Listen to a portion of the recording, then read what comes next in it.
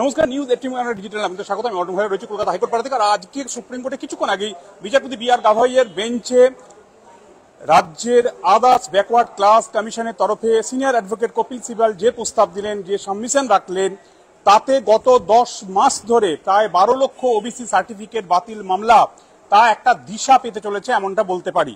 কারণ 3 মাস সময় চাওয়া হয়েছে রাজ্যের অনগ্রসর সম্প্রদায় যে দপ্তর রয়েছে তাদের তরফে, এবং সেখানে বলা হয়েছে এই ওবিসি এ এবং ওবিসি বি তৈরি করার যে প্রক্রিয়া, সেই প্রক্রিয়া গলত ছিল 2010 পরবর্তী সময়তে, তাই এটাকে বাতিল করা হয়েছিল।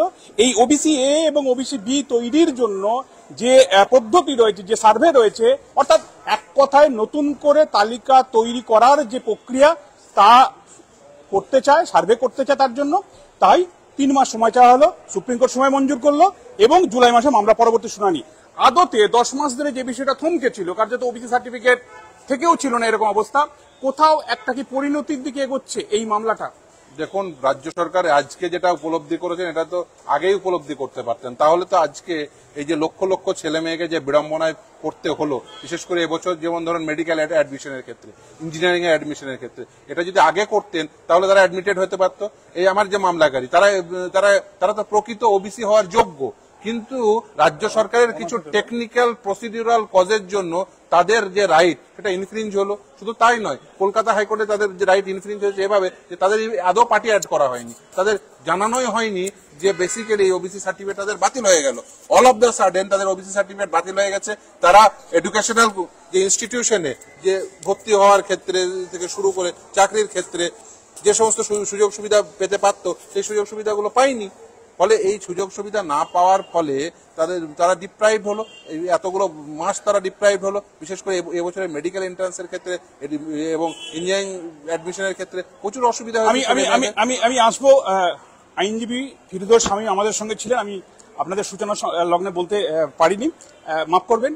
যেটা বলছিলেন, মেডিকেলে ভর্তি শুধু নয়, একই রকম বিভিন্ন চাকরির যে নিয়োগ প্রক্রিয়া, সেই প্রক্রিয়াগুলোতেও এই ওবিসি এ আর ওবিসি বি সেটা নির্দিষ্ট করে ডিফাইন না হওয়া, হাইকোর্টের রায় থাকা, সুপ্রিম কোর্টে হস্তক্ষেপ না করা, এই কারণে কিন্তু নিয়োগ প্রক্রিয়াগুলো কিন্তু স্লথ হয়ে যাচ্ছিল।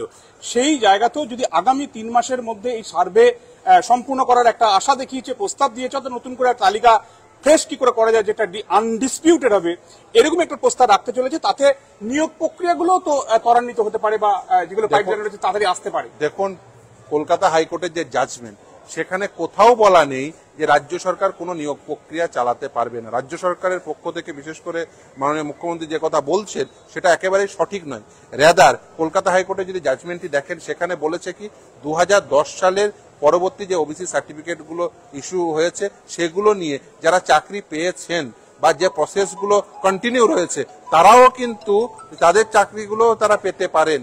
ফলে এই যে নতুন করে নিয়োগের বিজ্ঞপ্তি দেওয়া যাবে না, ওবিসি মামলাটি বিচারাধীন রয়েছে বলে, এটি একেবারেই সঠিক নয়। এটা তো প্রথম। কিন্তু একটা বিষয় সঙ্গে আপনাকে বলবো, যেটা অত্যন্ত গুরুত্বপূর্ণ, OBC A OBC B classification সঠিকভাবে হয়নি, কিন্তু এই দুটো ওবিসি এর ওবিসি বি মিলে প্রায় 17% ওবিসি সংরক্ষণ ছিল, কিন্তু পাইপলাইনে যেগুলো নিয়োগ ছিল সেটা নয়। কিন্তু নতুন করে যেগুলো শুরু করার কথা সেগুলো তো হবে না। দেখুন, নতুন করে নিয়োগের একটা অ্যাডভার্টাইজমেন্ট হলে কি হবে? নতুন করে নিয়োগের অ্যাডভার্টাইজমেন্ট হলে আপনি ওবিসি সংরক্ষণ দেবেন, কিন্তু যে ছেলে মেয়েদের বাতিল হয়ে গেছে তারা পেত না। কিন্তু এই যে ধরুন আজকে 3 মাস সময় চাইছেন আপনি নতুন করে সেগুলোকে সার্ভে করে তাদের সার্টিফিকেট দেওয়ার জন্য, তাহলে এটি তো আগেই করতে পারতেন প্রথম, তাহলে এই ছেলে মেয়েগুলো ডিপ্রাইভ হতো না। তাহলে এতদিন ধরে এই যে নিয়োগের বিজ্ঞপ্তি দেওয়া যাচ্ছে না বা নিয়োগের বিজ্ঞপ্তি দিচ্ছেন না, দেওয়া যাচ্ছে না বলে বিষয়টি একেবারে সঠিক নয়, আসলে দিচ্ছেন না। দেখুন, ওবিসি কথা উল্লেখ করে ওবিসি সিট সংরক্ষণ করেই নিয়োগ বিজ্ঞপ্তি দেওয়া যায়। সেখানে আনরিজার্ভ সিট থাকে, এসসি থাকে, এসটি থাকে, ওবিসি থাকে। ফলে এই ওবিসি এই কথা উল্লেখ করেই, সিট রিজার্ভ করেই নিশ্চিতভাবে দেওয়া যেত। আর আমি আপনাদের জ্ঞাতার্থে 1993 অ্যাক্ট, সেই অ্যাক্টের একটি অংশ আর অসাংবিধানিক ডিক্লেয়ার হয়নি। 2012 সালের আইনের একটি অংশ অসাংবিধানিক ডিক্লেয়ার হয়েছে। এখান থেকে পরিষ্কার রাজ্য সরকারের আরবিট্রারি অ্যাক্ট। আজকে সিনিয়র অ্যাডভোকেট কপিল সিব্বল ঠিক কি বললেন? তিনি চেয়েছেন 3 মাস সময় চেয়েছেন। তারা ইন দ্য মিন হোয়াইল তারা বেসিক্যালি যেটা বুঝতে পারা যায় তারা ঘর গুছিয়ে নিতে চাইছেন। এইটা তো আগেই করতে পারতেন।